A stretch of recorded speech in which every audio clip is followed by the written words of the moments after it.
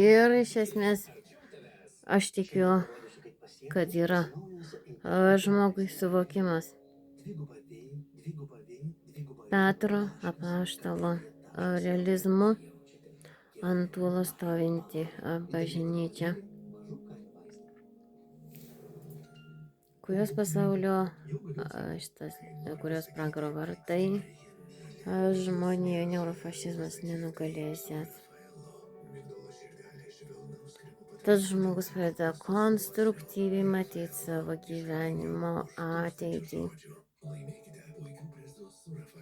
Tai yra reali ekstrasensorika, o ne bazilionų, reiškia, informacijos, ką nufilmavę, kas buvo praeitį, ką po sovietinis pasaulis ir SSRS pasaulis dirbęs kaip įtikinėjimais šitokiais visokiais Kašpirovskio